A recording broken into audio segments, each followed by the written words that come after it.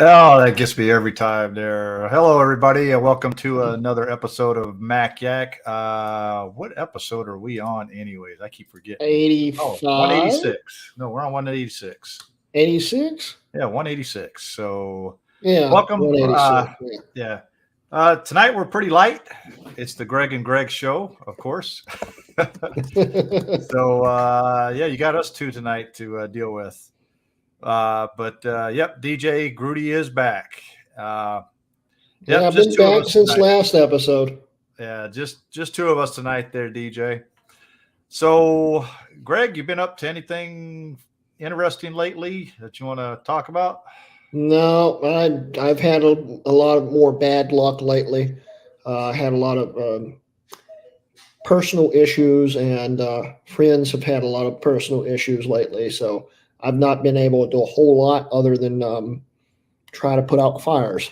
So But you haven't wrecked any cars lately or no, wrecked but motorcycles?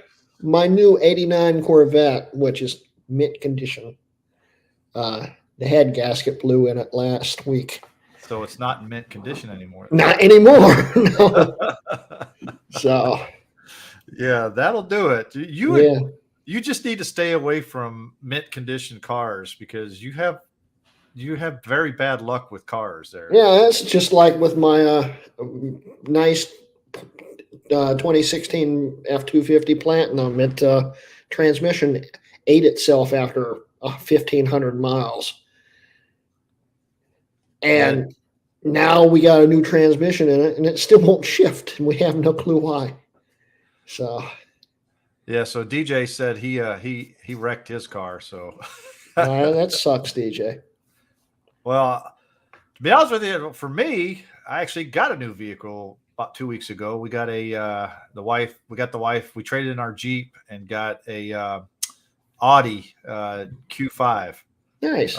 So she really likes that thing. You still got the Camaro though? Oh yes, the Camaro's mine now. So I'm keeping the Camaro.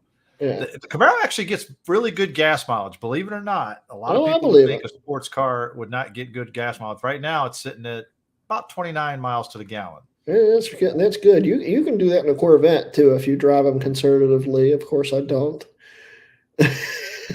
So yeah. So I mean, it is, they're both blue now. So my wife likes it because the mirrors fold and it's got all this, you wave your foot underneath the back and the tailgate or the lift hatch, comes up automatically, all that stuff. Has all this computerized stuff in there, can open the garage door with it, It's got all these neat little features and stuff. It's got Apple CarPlay in it too. So that was good. Hopefully the foldable mirrors that it have on that thing are a lot more reliable than the ones on my Platinum, because I flipped the switch pulling out in the garage. And no, they automatically come in and out when you start it. It's really, it's not something you can actually. Well, that's even more of a problem if you'd have the luck that I have, because my Platinum, when I was backing it out, it when the mirror shorted out and blew the OBD2 fuse, and I didn't know it, but it also ended up killing half the electronics in the truck too. Not a good thing. No, it isn't. So I stopped using the mirrors after I figured out that it was just a fuse. All right, so who all we got in chat tonight? Let's see. I got Starbuck Tech, DJ Craze, Frederick Raymer, Bruce is here, Jay's here. I think Jay just left. Oh, did he just leave already? Yeah. Okay. Well, he was here, so I'll go ahead and put him as a participant. As far as in the chat at least. Yeah. So welcome everybody, and thanks for joining us tonight. Don't have a whole lot to talk about. There is some pretty cool news tonight, and I just shared it with Grudy.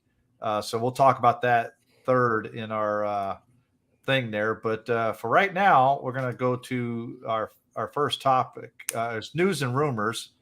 And the first one is new Macs are coming. What could they be? So there's let me pull my screen up here. Let me look here. Oh yeah, there's three new Macs that they found in. So here we go. Let's add to the stream here, and we'll turn that ticker off there. So three new Macs are spotted in Apple's Find My app as WWDC speculation ramps up. So what they found was three new Macs that were reported in there, and one of them says a Mac 14,8, a 14,13, and a 14,14. This generic says Mac. It doesn't say what it could be. Right. But a lot of people are saying so they're likely. It says devices where you left your device behind should be disabled. So they're likely desktops, Mac Studio. So could be a new Mac Studio coming out, and that's probably pretty good because I'm going to be in the market for one, so I might have to wait a while, see what the new ones come out. Well, I mean, even if you're in the market for one, I mean, if you wait until the new ones come out, go for the old one because you're going to save money, and it's going to perform about the same. Well, yeah, I mean, I've been looking at what Steve and them been saying about it. You know, Steve has one, and he's actually been having a pretty good deal with it. I mean, so right now they're saying, for example, the current Mac Studios code is Mac 13,1, M1 Max, Mac 13,2 is an M1 Ultra, and the current 13-inch MacBook Air is a Mac 14,2. So those are the current codes for those. So they're speculating that, that those could be, desktops. It could be, but I mean, if the MacBook Air, the current one's 14,2, and they have a 14,3 coming, could be another MacBook Air.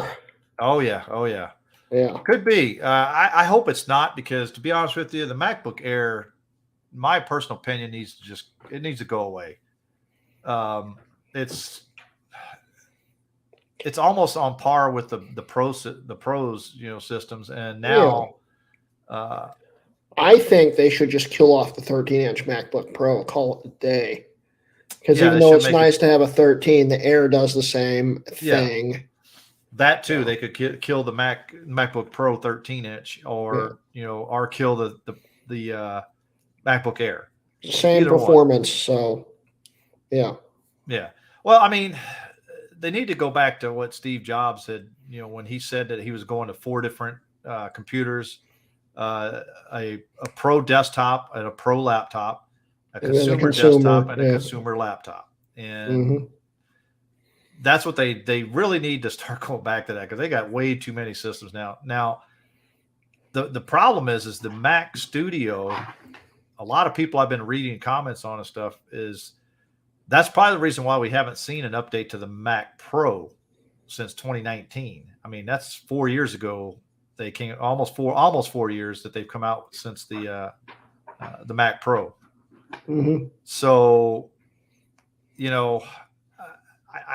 I see that the Mac Studio could probably take over, especially if they take the Mac Pro and make it not upgradable. Then why do they need that big shell? Exactly. If you can't upgrade it or do anything to it, Well, I mean, if they keep the Mac Pro around, they're going to somehow figure out a way to make it expandable.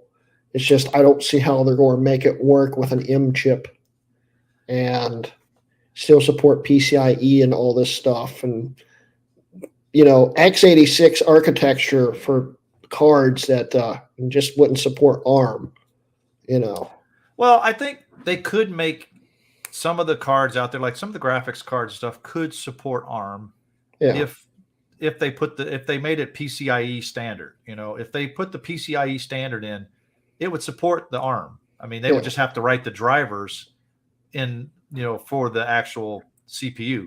Because remember, you've got the Mac Pro. Let's take our Mac Pros that we have now.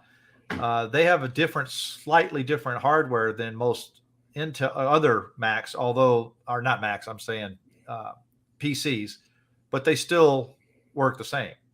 I mean, yeah, and you're right because I'm thinking about this. Apple used to run RISC processors to begin with, anyway, PowerPC, Yep. and they supported a lot the same cards as PCs did. Yep. So yeah, and as long as they write drivers for it, I could see the Mac Pro still being very expandable.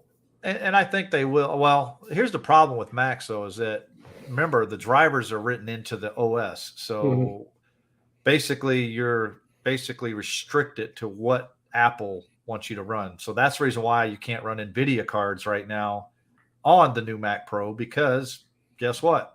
Yep. The operating system doesn't support NVIDIA. Mm-hmm. So you can't just stick an NVIDIA card in. You can throw a AMD card in, Radeon. But however, the newest ones, like for instance the 7000 series cards, I don't think you could just slap them in there until the new OS update comes out with the Right. drivers built in, because it just doesn't work. That's like our 5,1s, 4,1s. You can't put a 6900 in it unless you actually reflash the ROM. This is what I understand. I think you have to reflash the ROM on the graphics card in order for it to actually work in Really? the. Well, that's the 6900. Yeah, I didn't know that. Not the 5700 series. Like I'm running a 5700 in Oh this yeah, computer right yeah. now. I know. Yeah. So, but the newer ones, uh, they just don't run on the hardware. I think it's the PCIe bus that and the actual hardware that it just is not compatible with. Right. So I think that's the problem. I'm not sure. Don't quote me on it, but I think that's the reason why. But there's some people that actually have gotten them to work, but they've had to modify their graphics card, which is something I'm really not wanting to do. I I've done wouldn't that. do that with something that expensive. Yes, because those are very expensive cards. Mm-hmm. I've done that with one of my cards, made it Apple compatible, where I have a boot screen and all that stuff. But that was I forget which card that was. It was an older. It was Actually, like I a got it right here. 5700 or something, wasn't it? No, 7900. But it Oh was a yeah, yeah. 7970. The So it was 3 gig this. one, yeah. Yeah, so it was this Mm-hmm. Radeon. With the Ghost Cooler on it. This is one that's Apple Flash, so it will actually boot with the gray boot screen, like a real Mac would, Right. which is nice. Mm-hmm. But it's kind of outdated. That's why it's not in any of my computers right now. I mean, I should throw it in another. I got two more Mac Pros, but they're sitting in my closet because they're backups for the two machines I'm actually using right now. I use one for this right now, which I'm still using as a daily driver for Yak, and then I have one on my repair desk that I use over there. So they're both 4,1s flash to 5,1. So the other one had this one. No, actually, this computer doesn't have the. Wait, this one has a 5700 in it because the other computer has a 5800, or not 58, but a 580 RX 580. Yeah, yeah. That has been flashed, Mac Flash. So, but anyways, that's the. Any other comments on this one before we move on? Nope, I'm good. All right. So the next one is one that we're going to talk about, but then we're going to have to go to. So Final Cut Pro has finally come to the iPad, and Final Cut plus Logic Pro have come to the iPad, which is a nice thing. It is. Okay. However, from what I've been reading here is, guess what? It's not. You can't just go out and buy it like you can Final Cut Pro for the computer. You have to. It's going to be a subscription model. Oh, not again. Yeah. So it's going to be nice to have it on the Pro, the iPad Pros. However, a lot of people in here, I was reading some of the comments in here, and they're not too thrilled about Apple doing the subscription thing. No, I wouldn't be either. Yeah, because no telling how much they're going to charge for the subscription. It's like I've had Final Cut since late 2016 because I got it as a student, so I got it for like a quarter of the actual price of it. Yeah. And I use it Anytime I make a video, but it's nice because it's on every single one of my Macs that can run it. Yeah. And I paid for it. It's actually mine, and I couldn't see myself paying a subscription. That's one of the reasons why I use an old copy of Photoshop, because I don't like the subscription model at all.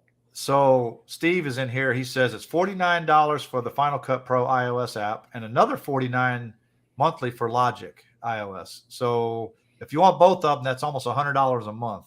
Yeah, but is it $49 per month on Final Cut Pro? The way he's wording it, it isn't per month. Well, I don't know if that's per month. Well, it says monthly. So if you read that, yeah, monthly for Logic, but he didn't say monthly for Final Cut. Okay, Steve, you're going to have to clarify that. Is exactly. That monthly for both, or because I'm thinking they would be for both. So yeah, Steve's going to have to clarify that comment there. And monthly per app. Okay. Okay, so he goes. Yeah, it's not worth $49 monthly per app. So that's $100 a month if you want both. That's $1,200 a year, really, if you want both. Then again, maybe this is just one of those rumors. Well, Steve, I figured you said that, but Grudy was seeing it another way, so I'm going to blame Grudy for that one. What? Oh, another. Okay, yeah. Yeah. So, but anyways, I'm not sure if a lot of people are going to want to pay that.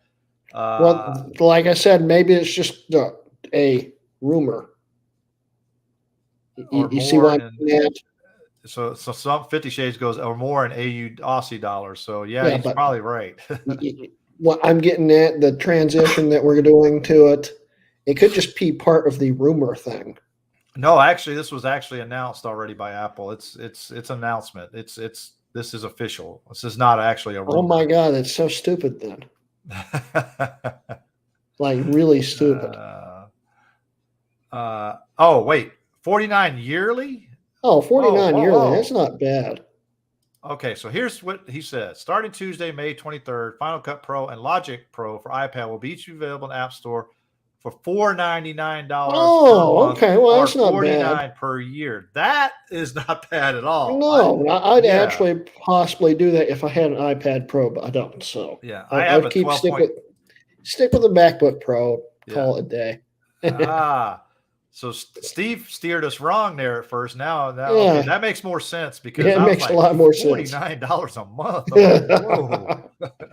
Whoa. So that actually is a better deal. So $4.99. So that's $5. So that's what, $60 if you pay it monthly, roughly. So yeah, the $49 a year would be the best way to go. Mm-hmm. You're saving yourself about $11 or so. Yep. He says that's where you got confused. So read the website. I mean, it's a good thing. I might try it now if it's that much. Yeah, I might too if I had a Pro, but I don't have a Pro. So yeah. Oh, I had one job. Read the article. Don't blame me. Yeah, I read it real quick. So, anyways. Kind of leading into our next topic here, and this one's going to be a pretty good one.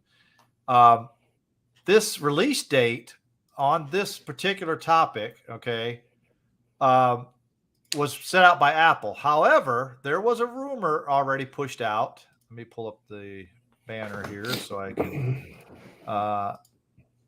that Apple caught themselves a leaker. So they busted. Why do I have an ad there? Okay. So Apple busts a prolific Twitter leaker, analyst 941, just weeks before WWDC. This one was a pretty good one. I actually read the whole, almost the whole thread in Mac Rumors they had about this. What happened is that Apple had released fake dates to several people in Apple that they suspected of leaking information to trying to snuff out who it was. So when the person's brother, who is the leaker on Mac Rumors, who is analyst 97, what is that number? Analyst 941, Yeah. is the brother of the person who was fired at Apple.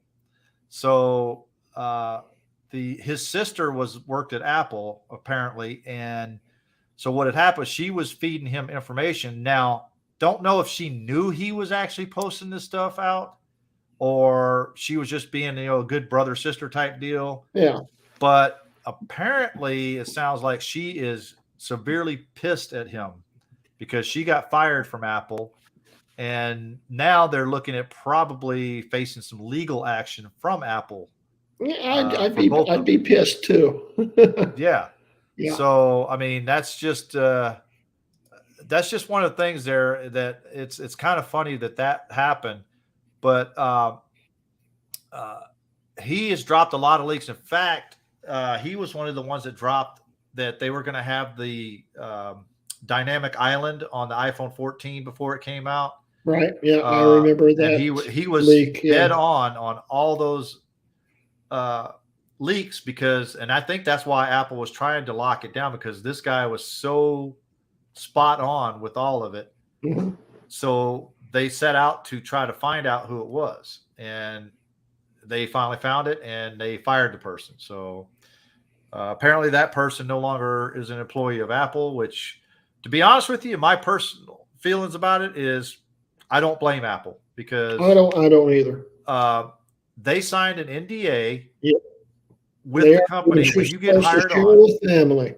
Exactly. You're not supposed to put out stuff like that. Yep. And the problem is it's actually corporate espionage, because you're sending out stuff that could actually affect. It could be a huge legal battle with her. Well, not only that, but what I'm saying is that what this does, and a lot of people, there was one person there trying to defend the employee, saying that the employee's worth was more than what was leaked. I said, you don't know that. I said, the problem with a leak like that is that stocks and stuff go up and down based on news stories and stuff that happens, especially Mac Rumors. Okay. Stuff that, stuff that gets put out there, a lot of people take that into consideration, and that's what makes the stock market go up and down and stuff like that. Yep. And so that's the reason why they were trying to figure out who was doing it. So I think that they're going to drop the hammer on this employee to basically set the example of, hey, you're not going to do this she's anymore. beyond screwed. Oh, yeah. Yeah. I'm reading some of the comments here. It says 50 Shea says, take a leak at Apple and they throw you out of the toilet. So Mystery Margot says, surely she would have been aware of him leaking and now just playing dumb. That's a possibility. However, it's possible. She may not have been part of the Mac Rumors stuff and may not have known about it. I mean, there's some people that talk to family and stuff, and it's almost like being in the military, having a top secret security clearance. You can't sit there and tell even your family stuff you do, because I had to do that for 20 years in the Army. So there are certain things that I could not tell other people. Right. And it's the same thing in a corporate world. Except it is very much so, yes. For me to do it in the Army, I would go to jail. For these guys, they just get fired and probably have to pay a large sum of money. I mean, you could still go to jail. You get sued off and can't pay it and all this stuff. And there's a lot of things that could go on.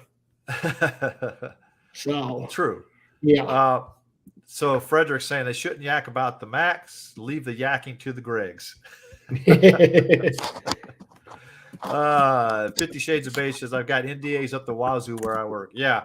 NDAs are nothing to sneeze about. And from what I understand, Apple has some very ironclad DNAs. They have lawyers that they pay out the wazoo to make those NDAs so ironclad that if you even decide to sneeze wrong, they'll get you, Oh yeah, definitely.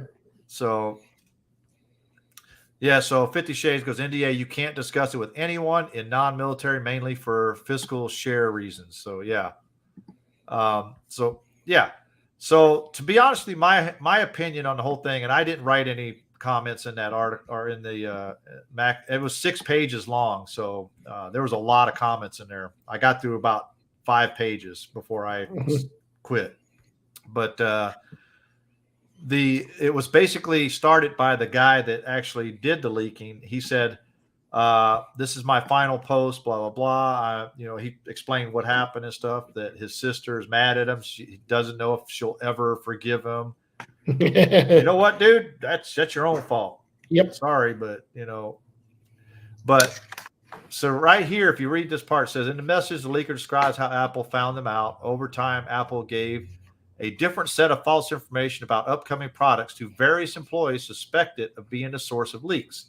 It looks like Analyst 941's sister, an Apple employee, got specific supposed release dates for Final Cut Pro and Logic on iPad.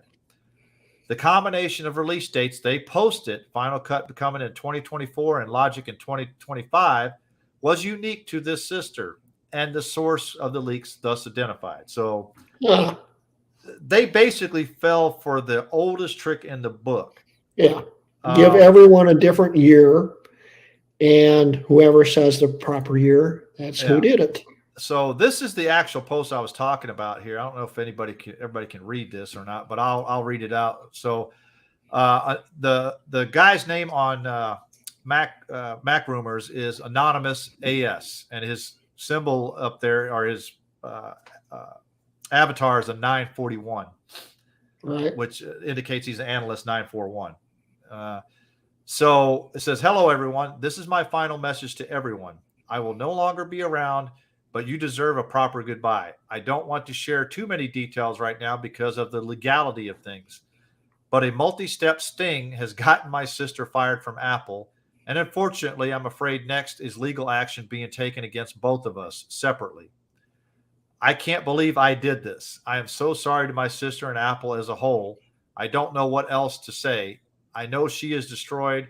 She also hates me right now, like I don't even know that I have a sister anymore.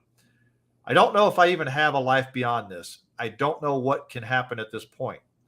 I enjoyed the ride. To anybody out there who gets a source, keep the details at a minimum. It could be costly. By the way, I think I just figured out why his name's that. Yeah. So do you know what 941 is? No, I don't. That's the time of the morning they announced the iPhone. Gotcha. See? 941. Gotcha. So let me finish reading this here. So the breaking point was multiple, if not almost all, who knew about FCP Logic iPad development was given a unique combination of release dates. Unfortunately, the combination I shared on Twitter matched the combination given to my sister as the FCP plus Logic timeframe, along with other small factors.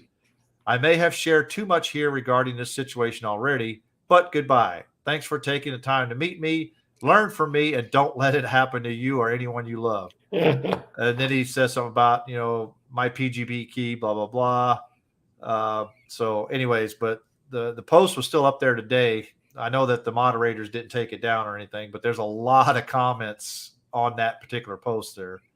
I'm sure a lot of them are basically saying the same thing I'm saying. Like, dude, putting rumors out there is one thing. Okay. Saying what you think might happen or Apple might be doing, that's one thing to try to guess. But when you're intentionally leaking from a company, that's stealing. Yes, it is. And I'm sorry, but whatever she gets and whatever he gets, I'm sorry for him, but you know what? It is what it is. Yep. Yep. Yeah. Mystery Mango says, yeah, sorry now that he's been caught. Should have known better. Yep. he should have known better. Definitely should have. Oh, it sounded like he did in that apology, sort of apology there. So I don't know. we'll have to see if he actually learned his lesson. Yeah. I mean, there's not much he can do in the future unless he knows someone else that can leak corporate information. Well, he's got to find somebody Yeah. else. Yeah. So, um, so as this might be a short show tonight, guys. So we don't really have much anything else. I'm looking at some of the topics here. If we want to discuss some of them, there, Greg. But any of these in particular stand out at you that you want to talk about, or? Yeah. Let me look again. Okay. Yeah. Well, honestly, the first one, I mean, that could be interesting because how can they do it? That's true. So Yeah. the topic Greg's talking about is Apple is rumored to have side loading on iOS 17, but not in the US. Hmm. Why not in the US? Exactly. I mean, it's going to be probably back like in the jailbreak days when it was really prevalent. In Europe, they had the audio level restriction stuff, but with a simple jailbreak, you can just disable it and make it a US iOS. Yeah. It's probably going to end up being something similar to that. Well, And if anything, there might just be two different types of iOS, one for US models and one for not. And you just use the not one. And I mean, how can they stop it? Well, probably based on where your iPhone is located at. They're probably going to use location services to determine you're in this country, so you can't load the European version if you're in the US. VPN. No, I'm talking about location, like GPS location. Right, VPN. VPN doesn't. You can do spoof GPS. I'd like to see that. Try that one on the iOS device. And you never know. You might be able to do it. Might be able to do it. It's a possibility, I believe, but yeah, I think that the real reason why Apple's doing this is because Europe has probably got something coming down the pipe, or have laws saying Europe has a lot of laws that Apple really hates, including you have to be able to sideload apps because it's just some Androids have done it for years, and Europe apparently really likes that. Yeah. Well, that's like the USB-C thing. Exactly, the USB-C thing. Well, to get on that subject a little bit too, the USB-C, in fact, Europe actually came back to Apple and said, don't even think about slowing down the speeds of non-Apple cables because that's not the intent of the rule. Because Apple was going to slow down the speeds. If you were running a non-Apple USB-C cable, they were going to slow the data transfer speeds. And Europe came back and said, don't even think about it. They're like, yeah. And I don't see why they would do that because I understand the licensing and making more money and stuff, but they have never done that with a Mac. They haven't slowed down USB-C on a Mac, so why would they do it they haven't even done it with the iPad as far as I know. So, yeah. Yep. And Dana says his power's still out, so that's the reason why he is not on. So, yeah, it's like 80 degrees in Dana's house right now. Yeah. So here's a good question here from Frederick. Do you guys have a preference of USB-C or Lightning? USB-C. I have it on my iPad Pro, and I love it. Mm-hmm. I have it on my Beats headphones that I have, the little earbuds, which are made by Apple. And guess what? It has USB-C. Mm-hmm. None. Honestly, I don't know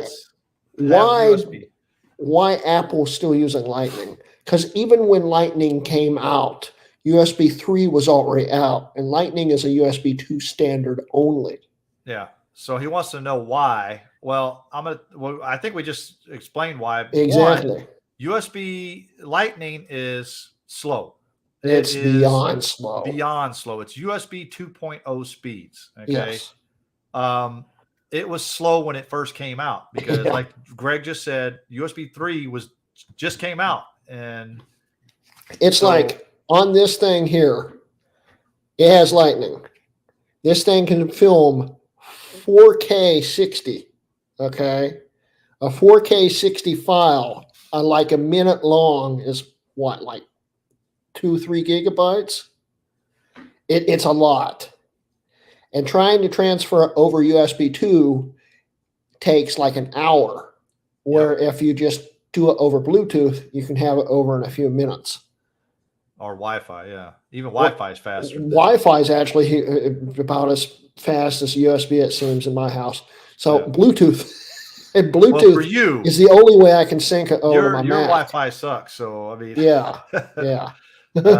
I have 5G Wi-Fi, and my Wi-Fi speeds are pretty fast. So way faster than USB or USB 2.0. Another thing, and Bruce, another thing, the reason for it is not only the speeds, but USB-C is becoming a standard. Okay, so everybody is using USB-C now. The whole thing that I don't get about this, and we talked about this in a couple shows ago, was that Apple has been using USB-C not only on their MacBooks since about 2016, but on their newest iPads for about the last 2-3 years. It was like 1920 it came out, something like that. It's been a while. 1920? 19 or 20. Oh, you know, I thought you said 2020. Oh, okay. I thought you said not the year 1920. Yeah. So, but and Bruce said Lightning was his preference until USB started using reversible. Yeah, exactly. Because I remember, and I still hate this to this day because I still have some devices that use that little micro USB, and you can never. I have a 50-50 chance of getting it right, and guess what? I always get that. And it always breaks. Yes. If it's not the plug like it's supposed to be, it's the port. Yeah. Every time. But USB-C is a very sturdy plug. Plus the fact that the speeds on it are just ridiculous. I mean, wasn't you that you dropped a MacBook off a bed or something? No, and my wife did. yeah, and it landed on the USB.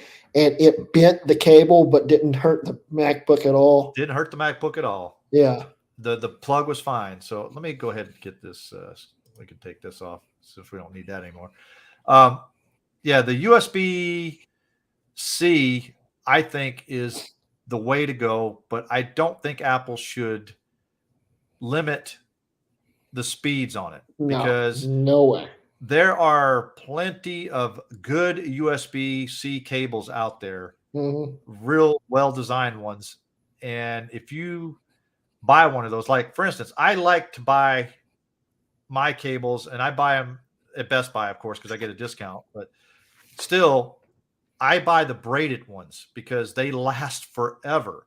Oh yeah, they're very durable. Apple USB-C or USB Lightning, or even, headphones or whatever, anything Apple makes, that little plastic thing around where you plug it in at usually frays and or the plastic coating comes off of it. It's a pain in the butt.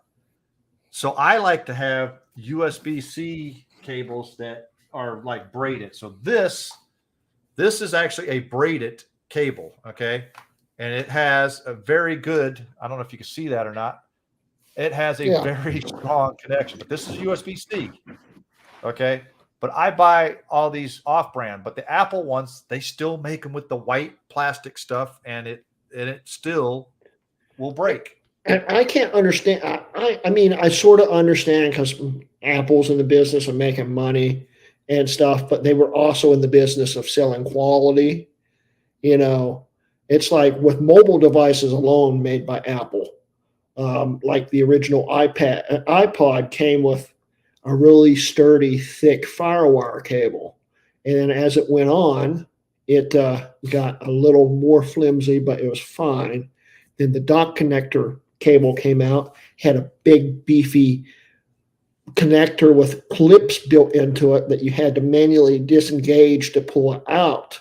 I mean, it was really sturdy. I don't think I've ever had one of those cables go bad.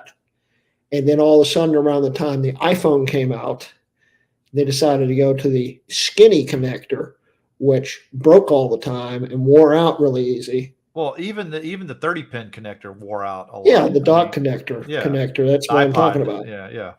And they went to that, and then they went to Lightning, and Lightning was even worse durability wise. I think the biggest problem with the 30 pin connector was the actual connector on the device, because it had that little piece in there, and my son, I don't know how he did it, but he broke it and it wouldn't plug in anymore. You couldn't plug anything into it. And the only way to fix it was, guess what? Replace the whole device or replace the connector on it, which board repair was a pain to do. Yeah. So yeah. Yep. But that's Frederick. Yeah, my preference now is, and I'm trying to get everything as USB-C as possible now, because I hate to say it, but that's the future. It is, but I still have 1,000 different C to A dongles laying everywhere because I still mostly use A. But I have some of those too for my MacBook. I have a dock that I put on it. It has a couple of USB-A. I had the coolest dock, OWC. It was a great dock. And Jay's probably having a exactly. And suddenly it just stopped showing power. You'd plug it in, it would light up, but it wouldn't recognize on the system at all. Yeah.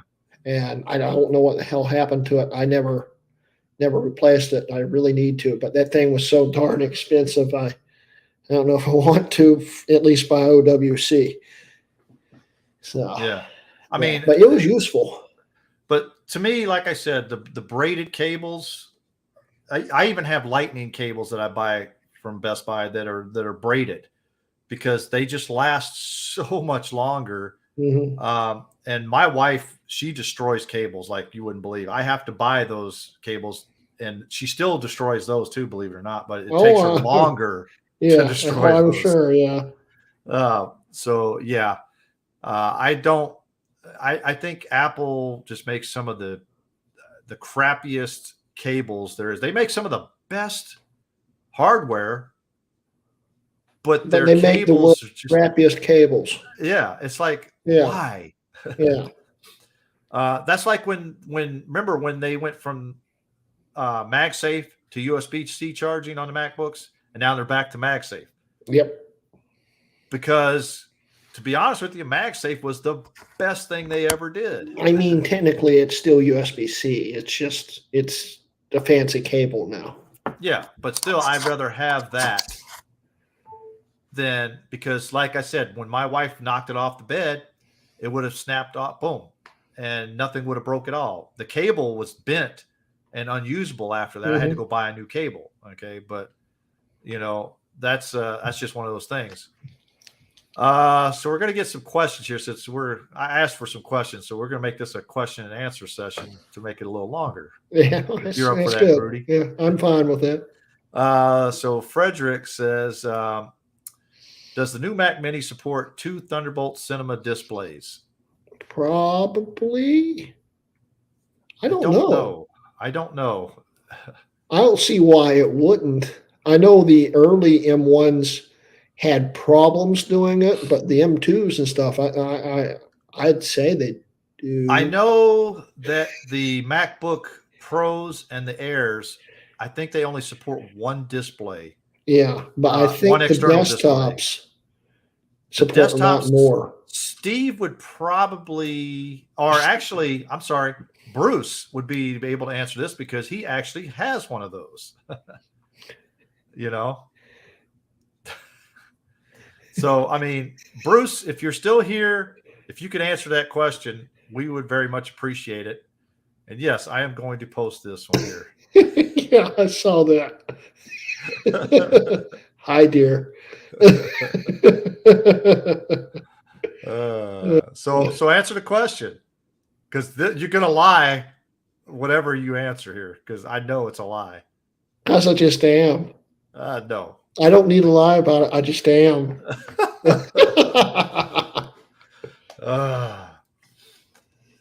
All right. Let's see if we got any other.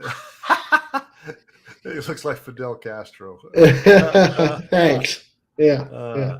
So Bruce answered the question here, and it says yes, it supports 2 Thunderbolt displays plus HDMI. So actually, Oh, neat. will it do all 3 at the same time, or can you only use 2 at a Yeah, time? it Bruce? sounds like it would do all 3. So I just want to make sure if that's the answer or not. I don't know if Bruce has tested that theory or not, but I know all 3. yes, all 3. So that okay, cool. So Bruce was the expert on that because he did actually buy a new Mac Mini.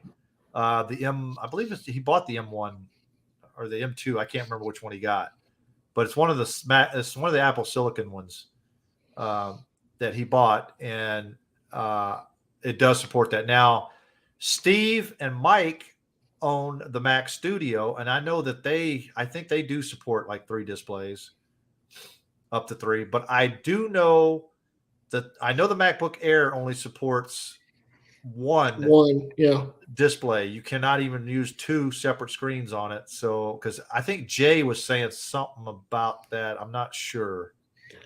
The thing is, I wonder if it's just a software limitation. Like back in the day with iBooks and stuff, if you wanted to have mirror a screen or something, you'd have to run software to make it work for an extra display. Could be. That's Yeah. a good question, but I don't know. That's something I don't have to look at. I know, like my Mac Pro here, I could put I think 4 displays on this thing. It's got 4 ports on the card. Yeah. It's like 2 HDMI. I don't have any. It's got 2 HDMI and 2 display ports on this card, so it doesn't have any of the DVI or mini display ports or Thunderbolt, ports or anything like that. So that's on the 5700. Right. I have a 6700 in my gaming PC that does pretty much the same. It's just HDMI and DisplayPort. And then I think the 580 has DVI on it. I'm not sure. I have to look at it again. Might have mini DisplayPort, I think. Not sure. I have to look at it. Yeah. So yeah, wait, 3 displays only on the M2 Pro Mini. So it's still 3 displays. So yeah, like I said, I think the M1s had problems doing that. The M2s, I don't think do. Yeah, I think the M2s, and I'm wondering if you have to buy the upgraded GPU part on that, because remember they sell them differently with the different amount of cores and stuff like that. Don't know. Not sure, but I know that I read an article just recently that AMD is challenging Apple, and also Intel is actually challenging Apple with their newest processors coming out. Now, to be honest with you, I think they could probably make them just as fast as the Mac or as the M2. However, they're going to run hotter, and that's the biggest problem. And it's going to run more power. So they're still x86 based CPUs. Exactly. Yep. And that's a 40-year-old architecture in and of itself. So it's just not efficient like the new RISC ARM M1 and M2. Yeah, well, I mean, you got to look at the process. I mean, the control, or what do they call it? The instruction set on the CPU is so. There's too many legacy instruction sets. It's got to run hot because to support all that. And if they strip it out, then it's not backwards compatible with older software. Yeah. And, the PC market and all this stuff, they're always wanting that backwards compatibility. Yeah. So Z Brainless goes, if AMD and Intel can make processors that match the M1, M2 in both speed and heat output, then he'll be interested. Yeah, I would be too. I would be too. But even Apple might be again if they did that. Here's the thing, though, is I think Intel and AMD got caught with their pants down when Apple came out with the Apple Silicon. Well, that's the thing. They were actually pretty tight on security on that because I don't think anybody had a rumor We had about that. a reliable source that said they were going to be going to AMD. Yeah. And honestly, I believe them because Apple did stuff like that in the past. Yeah. You know, they were testing other hardware and getting it ready for production, and suddenly just not doing it. I think that's what Apple did is they kind of did the old rope-a-dope there, and they because our source actually had a test system. Mm-hmm, he did. And he was actually testing with the AMD hardware, and then they pulled it back from him, and they basically said, "Nope, we're not doing that." I think that was Apple's little kind of rope-a-dope trying to say, "Oh, we're this is what we're going to be doing. We're going to be doing AMD processors, not Intel anymore." Because to be honest with you, when they did the Mac Pro, I honestly thought that AMD would have been the way to go. Ryzen would have been what's the Threadripper? Threadripper would have been perfect for it. The Ryzen Threadripper or the the Threadripper. Two separate CPUs. Yeah, would have been perfect for that. Mm-hmm. And if you ever look at some of the Cinebench tests on those, man, those things are way out. At the time, the Threadripper was like 4 times faster than the fastest Xeon processor Intel had. Yeah. And it cost like a quarter of the price. And it didn't run as hot as the Intel processors. Yeah. So I think when the Mac Pro was going to come out, the reason why I thought that it could have been AMD was because, remember, Apple had a fallen out with NVIDIA, and they were only using AMD GPUs. Yep. So wouldn't it make sense to source not only your CPUs as the same place you were sourcing your GPUs? Well, the thing is, it's still technically 2 separate companies, as I understand. It's like when AMD bought ATI, they still kept them separate entities. They just eventually changed the name. They're still under the umbrella. It's under the same umbrella, but it's 2 totally different companies. Yeah. It's one of those things that I thought was going to happen, and I was hoping was going to happen. I think a lot of people was hoping it was going to happen because you could see the Threadripper was just running. They still run circles around Intel's chips. They do. Intel's gotten closer, but they still haven't really hit that mark yet.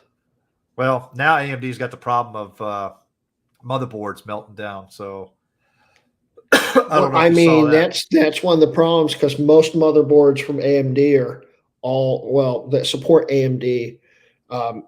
They allow overclocking and all this stuff, and people are just pushing them to their limits. Yeah, exactly. Frederick's got another question here. So when do you think they will go with Apple Silicon for the Mac Pro? To be honest with you, I don't think ever. Honestly, I think they would. It's just when. I would say that they want to get out of all the Intel systems by the end of the year. So if they're going to do it, it'd probably be by the end of the year. To be honest with you, I think the Mac Pro is going to go bye-bye. And the Mac Studio is probably going to take that up because if you look at a Mac Studio, it has the way more processing power than the Mac Pro does right now. It does, yes. I agree with that. It runs a lot cooler, and it's a lot smaller. And it's way better than the trash can ever was. Mm-hmm. Yeah, definitely. But the drawbacks to the Studio is it's not upgradable at all. You can't even upgrade the SSD in the thing because it's a proprietary. They have the SSD controllers are built into the logic board. It'd be nice if you could at least still expand it. You can actually using USB-C. Yeah, but you can't use an eGPU yet. That's true because of the Apple Silicon. Yep. I agree with you on that. It would be nice if they would let you use an eGPU. Mm-hmm. But to be honest with you, I don't think Apple wants to go that route. Simple reason, Apple wants Apple's going to be They Apple. just want to monopolize on all the everything. They're even trying to make their own. If I remember correctly, they're starting to try to make their own Wi-Fi chips or something like that. They're going to try to get away from all the radio companies like shoot, my mind just went blank. Like that's not Broadcom too hard, right? and all them, and make their own chips for that too. So, yeah, but I think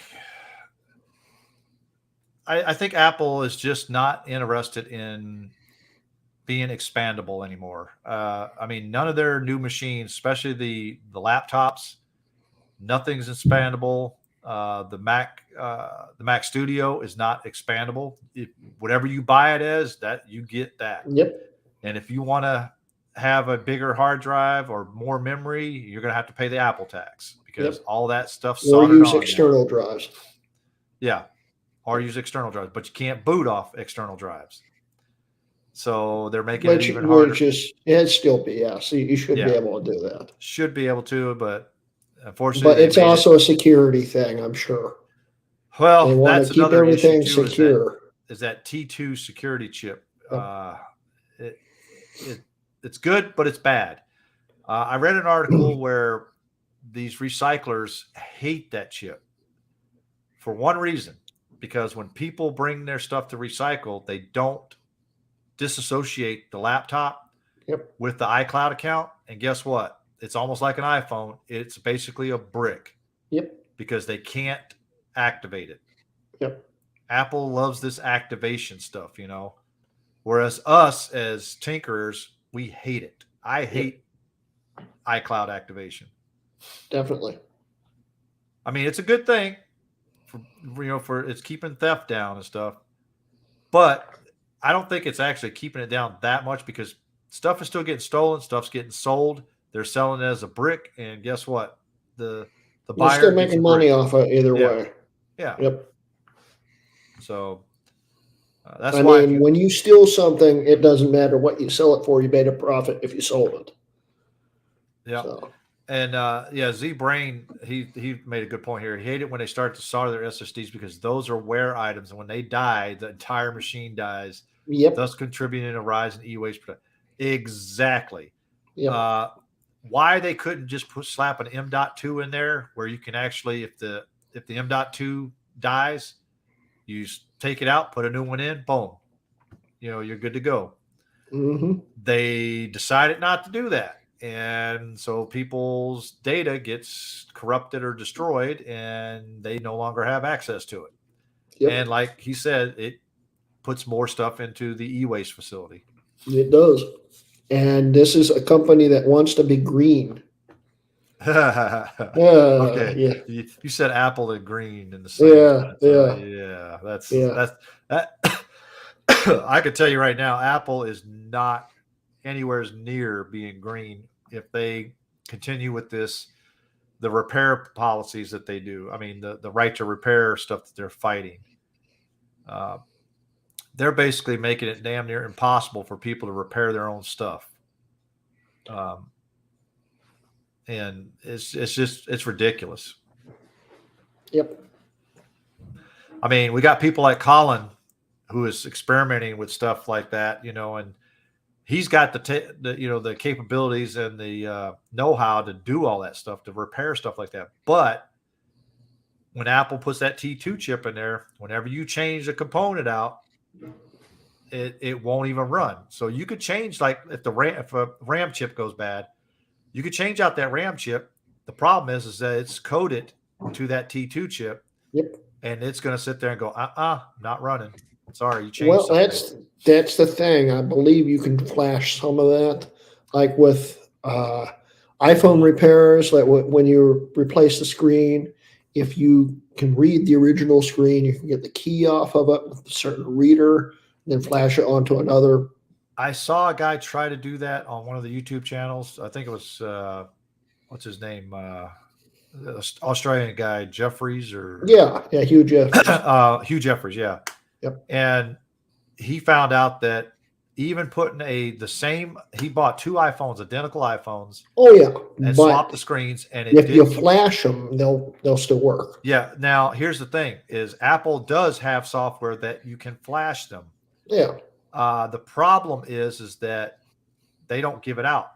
Well, there's Chinese flashing tools out there that will read the original part and pull them and then reflash them. But I don't know if it works on the newer phones like the 14s. I know it worked on like the 13s and back. So. Yeah, but I'm willing to bet you Apple has some kind of little thing in there, even if you flash the ROM, whatever, serial number or whatever. Because I think he did something like that, and it still didn't work properly. It didn't fully, like for instance, the FaceTime or the Face ID didn't work anymore still until he went back to the original screen. When he went back to the original screen, the Face ID worked perfect. Even though he flashed the screen, like I said, to be the original, it still didn't work all the way. And that's the same with the battery. If you replace the battery still says something in the thing where, this problem still exists in here, Yep. So, if we don't have any more questions or anything, it's 10 o'clock. Yeah. At least according to your clock, it is. It is. It says 10 o'clock. Yeah, so. The cuckoo clock even said it. So, so if we don't have anything else, I think we can actually, before we do that, we need to do a couple things here, like this one right Smash here. that like button. Hey, Bruce. Well, no, this is it's Bondy. Or we could have the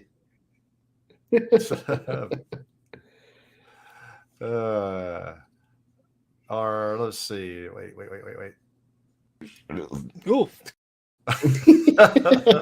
We have to get Steve in there. What?